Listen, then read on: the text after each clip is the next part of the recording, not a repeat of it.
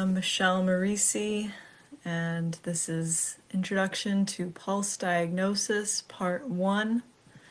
For those who don't know me, I am a licensed acupuncturist and Chinese medicine practitioner. I'm based in Rhode Island, but I also practice at Wu Healing Center in Maynard, Massachusetts. And so this is an introduction to pulse diagnosis in Chinese medicine.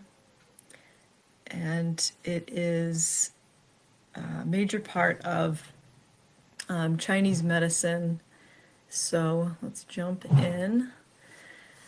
So there are 4 major ways of diagnosis in this system of medicine.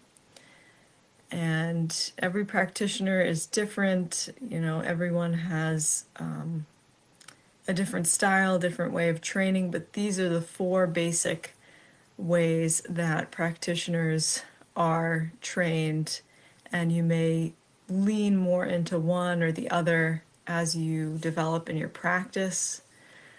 So first is looking, observation, simply taking in how the patient looks, or maybe your family member, friend, looking in their eyes, looking, is there a connection, a spark in their eye, or it's referred to as shen, or spirit in Chinese medicine, and their posture, right, the way they're moving, you can tell a lot by that, their gait, their body language. And then listening and smelling are grouped into one. And so using your sense of hearing and smell to determine imbalances or health of the patient. So the sound of the voice, there may be an odor associated with an ailment, or simply with their constitution. So like back in the day, Western doctors would also rely on smell to detect, even things like cancer, diabetes, and it's something that's kind of fallen out of use here.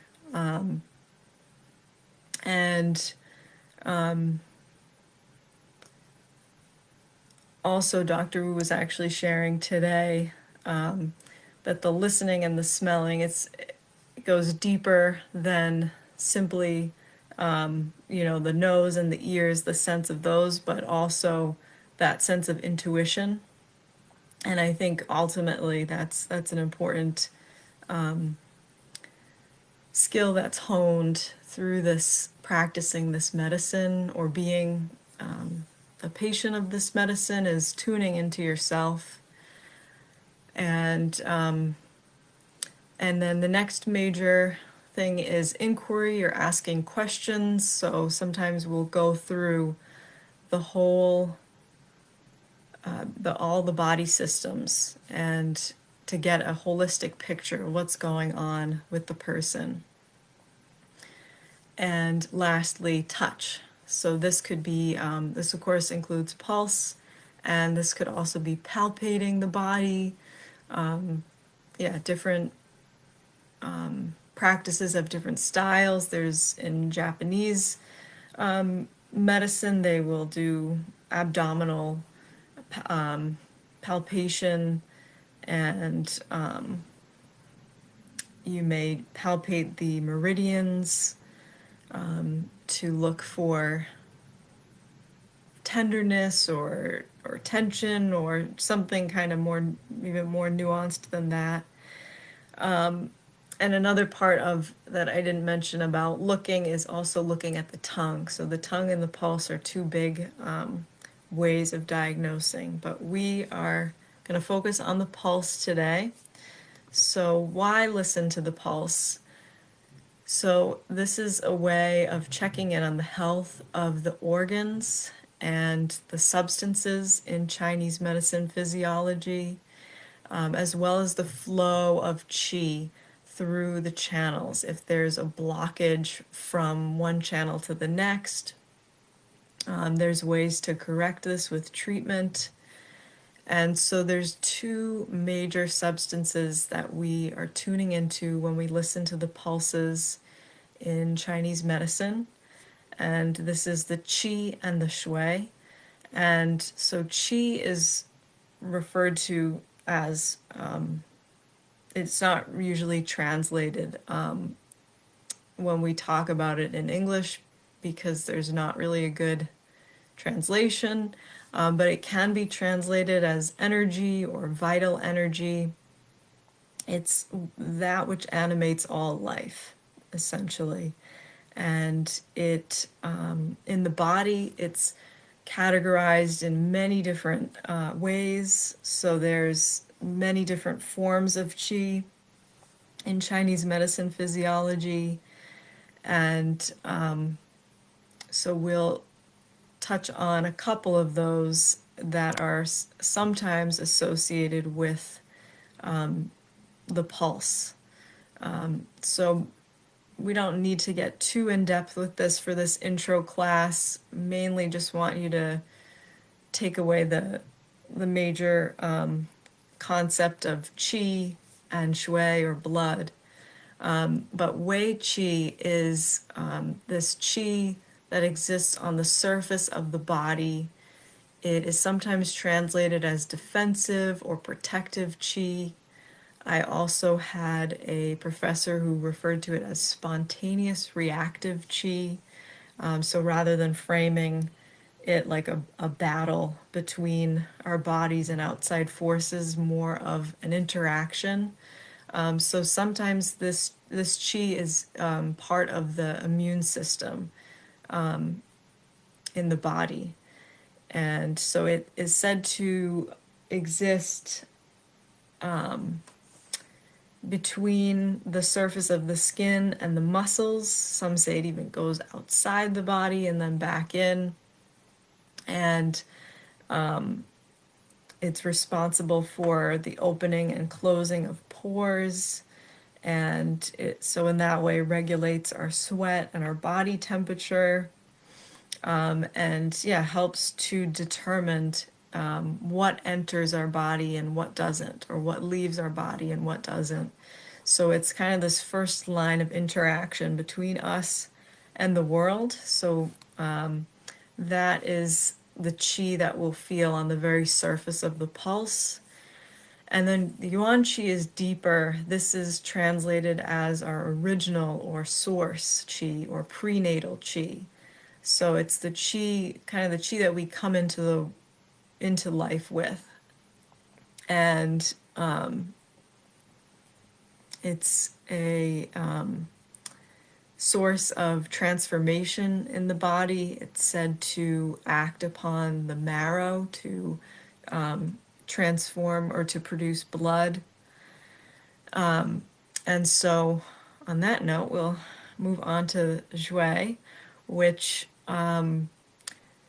is not only referring to the red fluid that will spill out of us if we're wounded. It is that, but it is also, in Chinese medicine, there's much less a focus on fixed entities and structures, and more so on functions and relationships between different substances or different organs in our body. Even the organs, we'll get into that later, are not only referring to the Western, like, physical organ. So anyway, the shui has many functions, but one thing I wanted to highlight is that it seemed to carry our consciousness. It seemed to have a strong relationship with our memory, at least our short-term memory. And so the shui, the blood, is of course connected to the heart, which in Chinese medicine is the seat of our mind. So when we are deficient in our blood, it can affect particularly the blood of our heart. It can affect our short-term memory. It also, the blood is very nourishing, and so a deficiency of blood can cause anxiety, and it can just cause a person, if you don't have enough blood to kind of fill you up, you're not able to take up your full space. You may have some dizziness, you may faint. So that's just a little bit about the role of the shui in our lives, and the relationship between the qi and the shui. We can see them as aspects of yin and yang. You can see everything as an aspect of yin and yang in the Chinese medicine view. So for those who aren't familiar, yin and yang is, think about that. Most of us are familiar with that black and white symbol. Looks kind of like two fish. The white one is moving upward, has the black dot at the top, and then the black one is moving downward with the white dot at the bottom. So that is representative of yin and yang, with the yang being the white, the rising energy, and the yin being the black sinking energy. And so they are not fixed, they are not they do not exist in a frozen state. They are interdependent. So they are yin, something is more yin or yang in relationship to something else. It always has to exist in relationship to something else. So with the qi and the shui, the shui is more yin, where the qi is more yang. So the shui, you can kind of think of your blood as like that person who is there for you to comfort you and rub your back and make you some nourishing food and restore you. And the chi is that like kind of tough love, like, all right, let's get up and go, energizer, maybe your cheerleader. And so in relationship to each other, it's like those are the two forces, two of the major forces within you, keeping us hopefully in balance. And so those are two of the major substances that we're tuning into when we listen to the pulses. And before we get into any further, like where the pulses, where to actually locate them, just some quick anatomy terminology that is good to know, helpful to know when figuring out how to locate these pulses. So pictured here on the left is a person in standard anatomical position, at least in the Western in the Western style. I think actually in Chinese medicine, typically anatomical position is with the hands overhead, but for simplicity's sake, we'll use this image on the left. And so first of all, the terms distal and proximal refer to the relationship between something and the center of the body. So distal means it's away from the center of the body, where proximal means it's towards the center of the body. So the shoulder would be more proximal to the body than the hand. The hand would be more distal, and the elbow would be proximal to the hand, but distal to the shoulder. And next, lateral versus medial. So medial means closer to the midline of the body. So if you just draw a line down the center of the body, anything towards that is medial in relationship to anything away from that is lateral. And then lastly, anterior refers to the front of the body.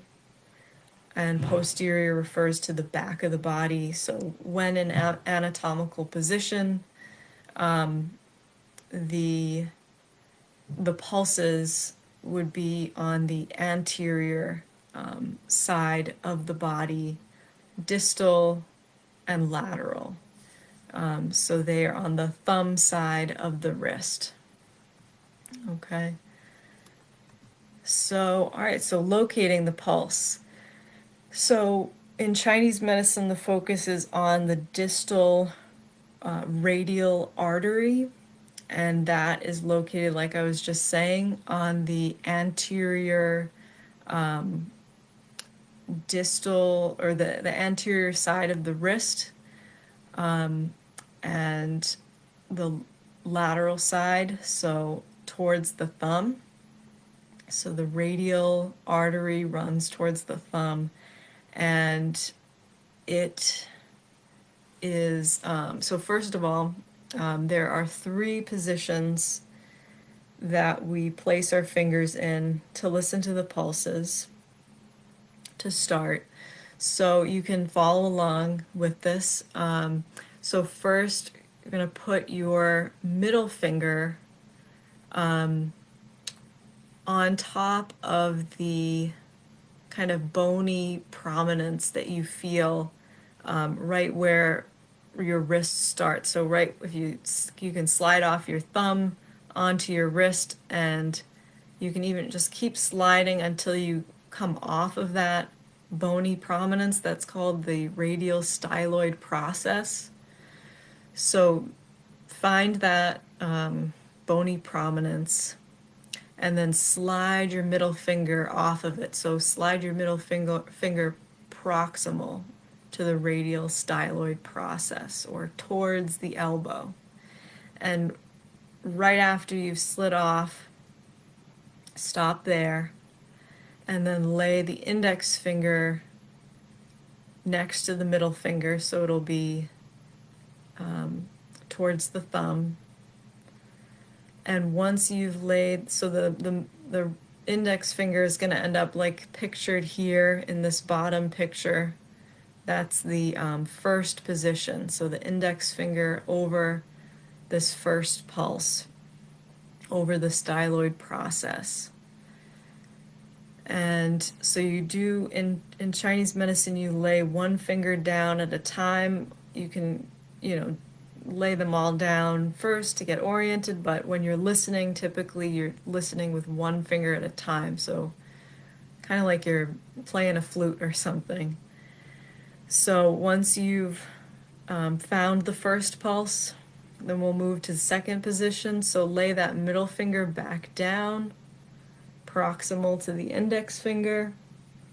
And then once the middle finger is positioned, you're going to lift the index finger to listen to the middle pulse with the middle finger. And lastly, after you listen to that middle pulse, you'll lay your ring finger proximal to the middle finger, so towards the elbow.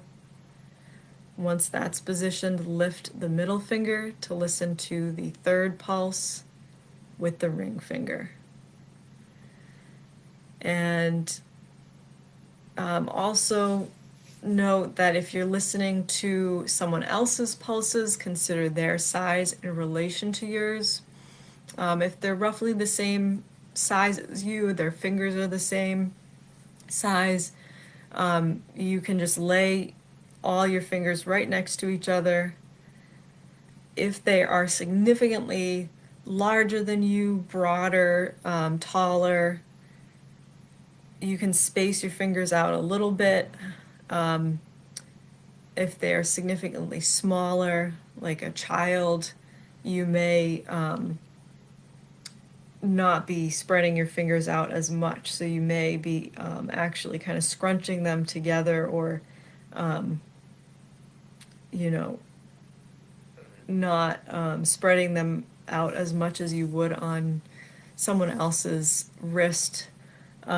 So basically, our pulses are proportionate to our own fingers. So however big someone else's finger pad is, that's the equivalent of their pulse size.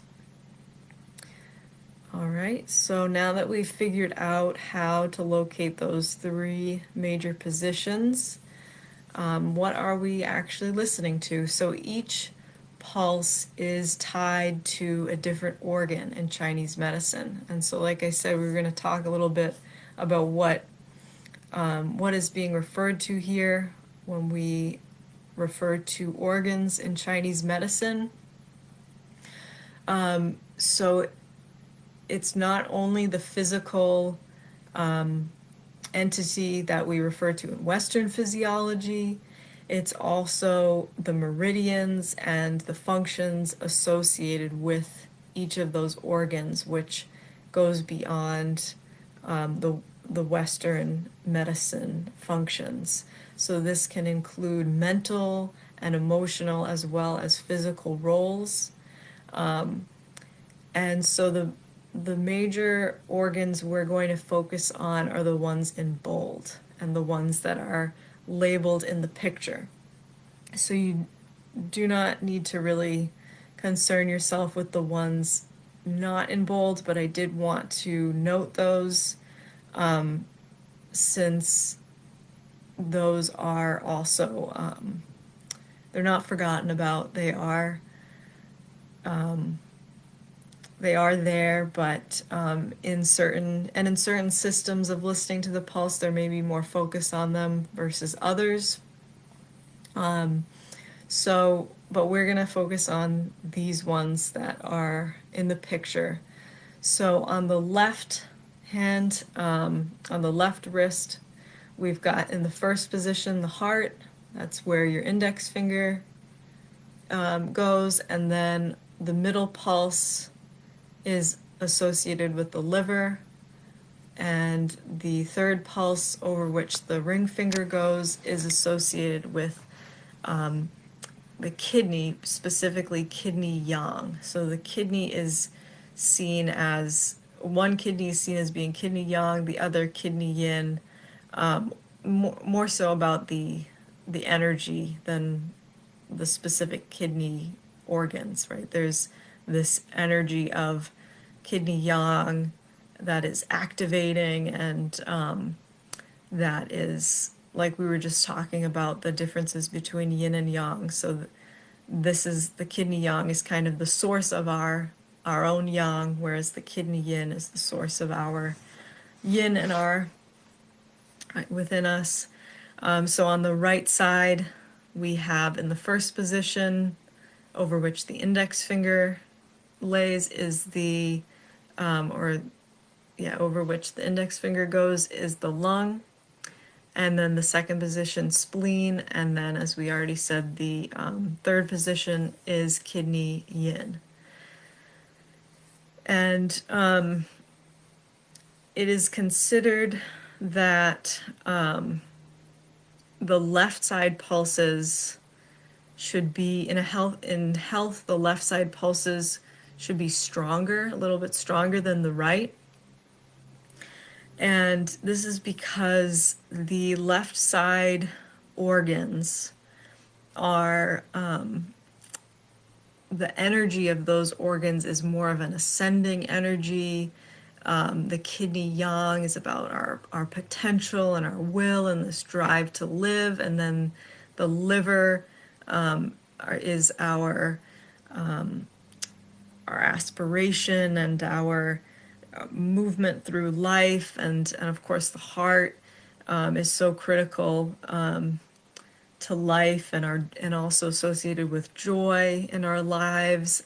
And the lung, the spleen, the kidney yin is more about is more of a descending energy, more of a processing energy, circulating, transporting, so kind of supporting the function of life. And so these right side, these organs that we tune into on the right side are considered to be more supportive. So we want typically our left side to feel a little stronger constitutionally. Maybe some people, that's just not the case. and that's okay. In extreme cases, it could mean you're dying, but please don't jump to that conclusion. And it could mean more of there's something going on emotionally, a situation where a person feels trapped. And in this pulse picture, the right side pulses will all be strong consistently, and the left side pulses will all be significantly weaker. So it really is a very specific pulse picture where the right side is really just clearly strong and the left side is weak, not just one pulse weaker than the other. That could indicate more like a block from one channel to another in the body, rather than the yin and the yang beginning to separate, as is indicated by a true difference in these pulses. So the yin and the yang beginning to separate is what happens when we die. So again, don't get alarmed. But it may be something just to note if the left side seems weaker, is this person kind of giving up in some way? Do they feel resigned? If it's yourself, you can kind of do some inward searching. Personally, my lung and spleen pulses for years, every time I listen to my pulses or someone else listens, those pulses are the biggest, the strongest. And that just seems to be kind of constitutionally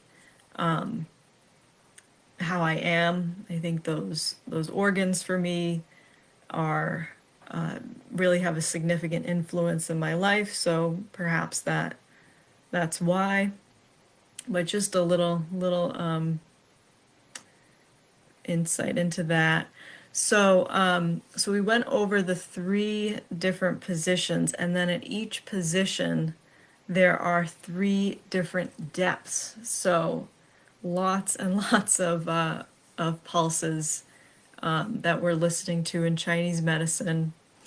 So these 3 levels of pressure are associated with the qi, the shui or the blood, and the organ itself. In some systems, they will refer to that top layer simply as the wei qi and the bottom layer as the yuan qi. And also in some systems, that first layer is subdivided into 2. So there's the most superficial level is associated with the yang organs, which we briefly mentioned here, the ones that are not in bold. And then the slightly deeper level is associated with those yin organs. For now, I would say just focus on the yin organs, just focus on these 3 major levels. Don't worry about that level, that sub-level of the yang organs. So to feel the that top layer, that qi level layer of the pulse, you actually only need to lay your fingertips on the skin. So you may give like a slight pressure, you may give actually no pressure at all. Just simply lay your fingertip over that pulse. So you want to make sure you've got short nails if you are doing a lot of pulse listening, so that you can touch your fingertip to the skin and not be digging your nail into yourself or your subject. And so for some people, you won't feel anything when you just lay the fingertip, you rest the fingertip there. You may feel some in some positions, not in others, or you may feel nothing. And that's not hugely uncommon. That is that is indicative of significant qi deficiency. And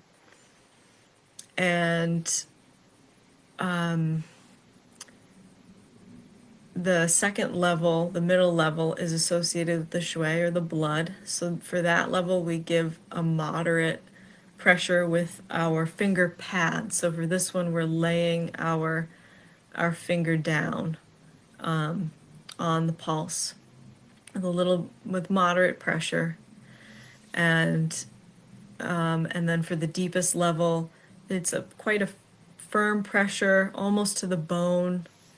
And so this is associated with the organ or the yuan qi. And so what constitutes a healthy pulse? So a healthy pulse is palpable in all three positions, at all three depths. It gives adequate resistance to pressure. It occurs regularly, which is about 4 beats per breath.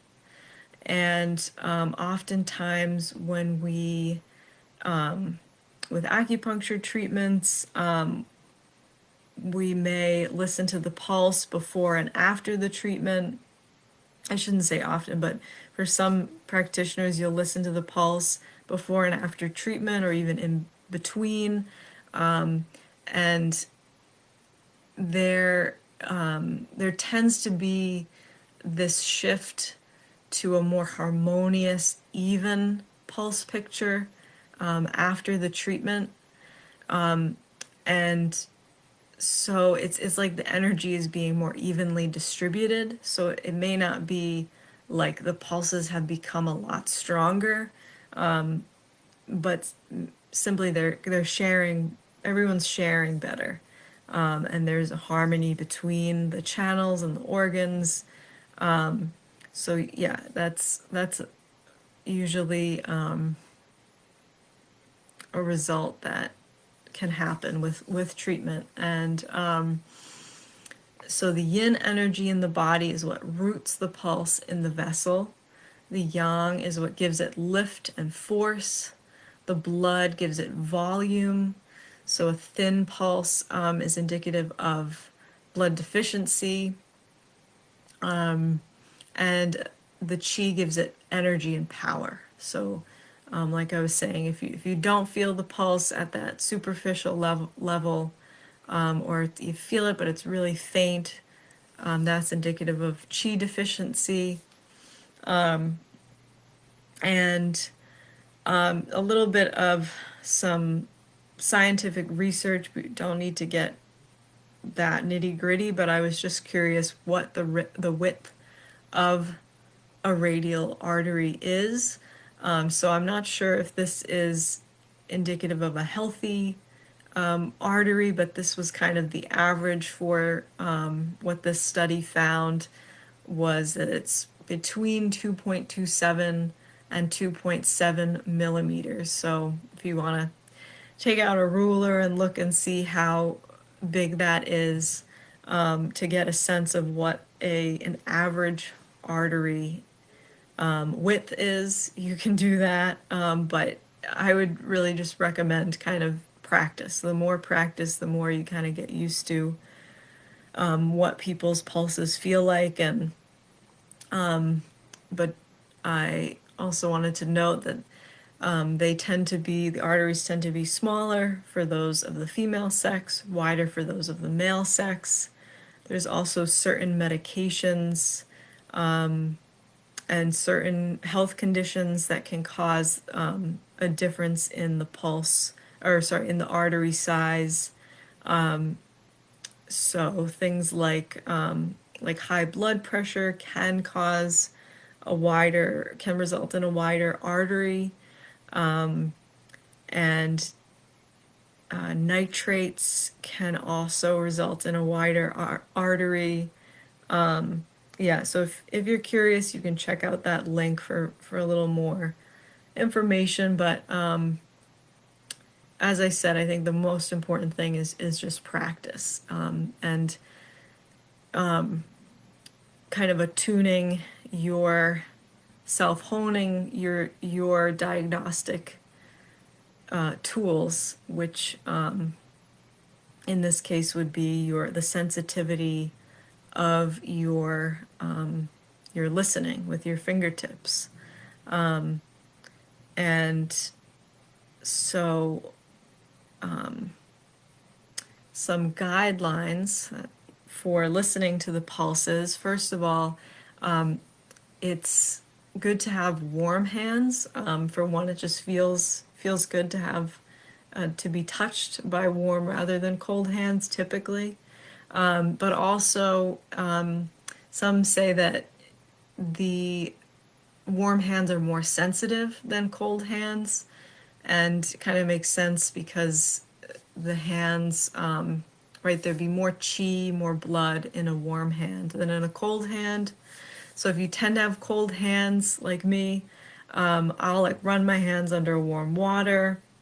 If I can, I try to do some qigong before I listen to someone's pulses. Not always possible, but definitely dress warmly to keep myself warm, so that I can hopefully keep my hands warm. And then important to ground yourself and relax, both you and your subject. So, I mean, if you're just listening to yourself, this is still important, to stand or sit up straight, position, and if you are listening to someone else's pulse, position your body towards them so you can make eye contact. That might be more so if you're a practitioner, you're trying to gain rapport with someone. If you're just practicing on family and friends, it can be more casual, but still it's said, or it's thought that having that connection with the person you're listening to can help you to read their pulses, and kind of help them to reveal their pulses to you in a way. The pulses can kind of hide sometimes, or so, someone might feel like uncomfortable or something, and their pulse is not flowing as smoothly, or kind of how it would naturally. So that's just something to consider. Also, something to consider is always starting on the left side. So this is the way I was trained, and I think that it is, it's good when it's good in general. It's good when you're learning. It's good when you're a practitioner, because then you don't have to take that extra second to think, okay, what pulse, what organ am I tuning into now? You just know you always start with the heart on the left side, and then you go to the liver, the kidney yang, and so on. And of course, follow the correct pulse positions to properly locate the pulse. And if you are listening to someone else's pulse, you can have them remove jewelry if it's in the way rather, on their wrists, and to wear loose sleeves, as tight sleeves can obstruct the flow a bit of their chi and their blood, and to have them sit or lie down with their arms and legs uncrossed, and have them relax. And I'll often just tell the patient to kind of just give me the weight of their arm, or totally relax their arm. A lot of times people will try to hold it up, and that can make the pulse a bit harder to feel and to read. So, to start practicing, you are a great subject for yourself. You can make a practice of every morning, first thing, listening to your pulse, comparing it day to day to try to kind of suss out different nuances. You can, of course, practice on family and friends, anyone who is willing to lend you their wrists, and some things to pay attention to when you're starting out, because there can be a lot to this, is simply first of all, how easy or difficult is it to feel the pulse? Can you even feel it? And then if you can feel it, how weak to strong does the energy feel? So you kind of just focus on that chi or energy level of the pulse, or the strength of the pulse. So you can use numbers if you want to rate the energy level, with 0 being in the middle, like moderate, -3 being you can't feel it at all. Probably won't feel any 3s, but most people tend to be in the kind of -1 range. And right, because as we go through life, right, we use up our energy. It's kind of natural. So most people are deficient. But you may feel some pulses that are kind of leaping out at you, or feel stronger. So you can note that, and also note that children tend to have stronger pulses, or like younger people in their teens, their 20s. They also tend to have slightly faster pulses. Like elderly people tend to have slower pulses, so you can take that into account. So I guess I'm moving into the pulse rate. That's a simple thing you can also listen for, is, like we were saying earlier, a healthy pulse is about 4 beats per breath. So you can kind of sync your breath up with the subjects, or if it's yourself, just notice your own breath and how many beats in that breath. You can also put on a stopwatch for a minute, count the beats, make sure your hand is positioned, and you can easily feel the pulse, start the clock, and count the number of beats in the minute. Typically, a heart rate is between like 60 and 100 beats per minute. I would probably think of a pulse on the higher end of that as being rapid in Chinese medicine terms, and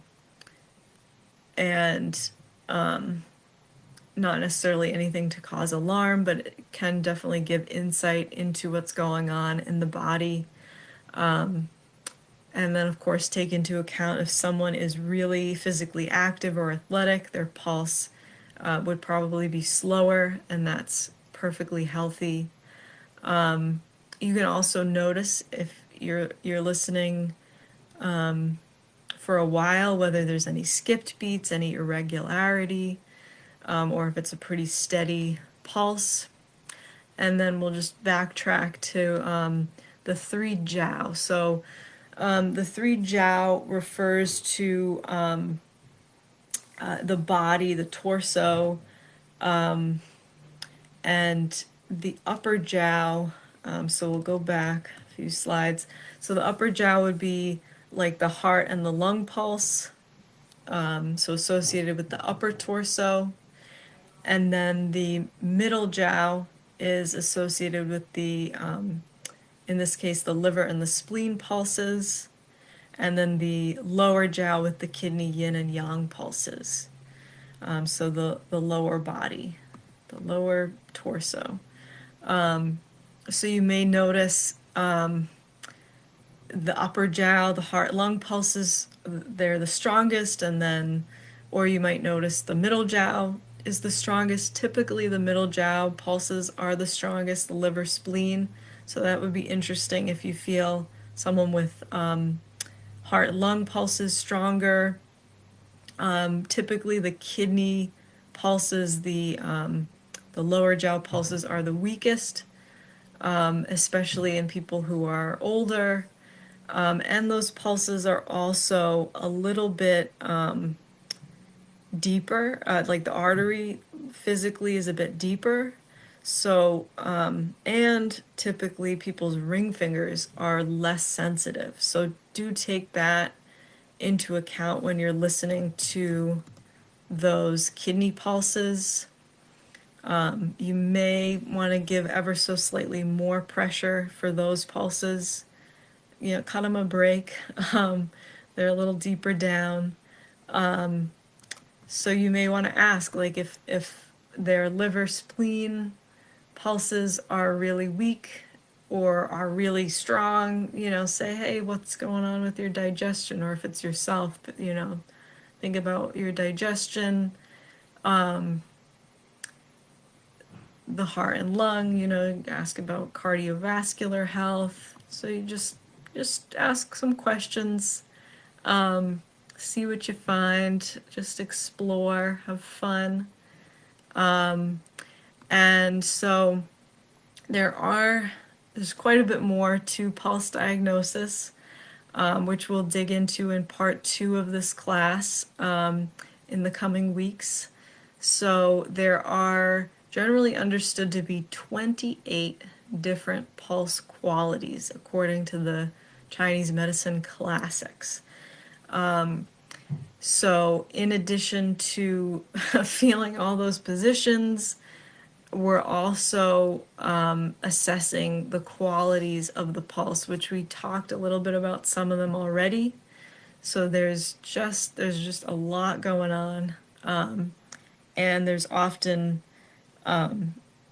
it's when it comes to an individual, there's a combination of things usually. So don't try to dive in too far too fast. Just start slow. So the most common distinctions between the pulses are depth, so at how far down you have to go to feel the pulse. Speed, which we talked about, the pulse rate, so that one's pretty straightforward. As long as you can count or something, so that is pretty doable to assess. There's also width, which we talked about a little bit, whether the artery, the pulse feels thin or thick. More so, you probably will feel pulses that feel on the thinner side, but also we need to take into account the size of the person. The smaller the person, the smaller their pulse will be. The bigger the person, the bigger the pulse, so it's always proportionate. Also the strength of the pulse, which we talked about, the energy, the chi, and also the shape and the quality of the pulse. So we really didn't talk about that much. We'll get more into that in the second part. The rhythm, which is it regular, is it irregular, in what way is it irregular? We'll dig into that. And also the length of the pulse. So that one's a little confusing because in certain cases the pulse might actually kind of take over another pulse position. So you may have a long pulse or a short pulse. So we will get into that later. Don't need to think about that now. And that is it for now. So again, I'm Michelle Marisi. I work at Wu Healing Center as an acupuncturist and Chinese medicine practitioner. Please feel free to reach out. That number you can call or text. You can reach me at that email, acupuncturebymichelle@gmail.com, and you can find my website at acupuncturebymichelle.com. Also, please feel free to message me or email me if you'd like to receive this slide deck. I will be happy to email it to you.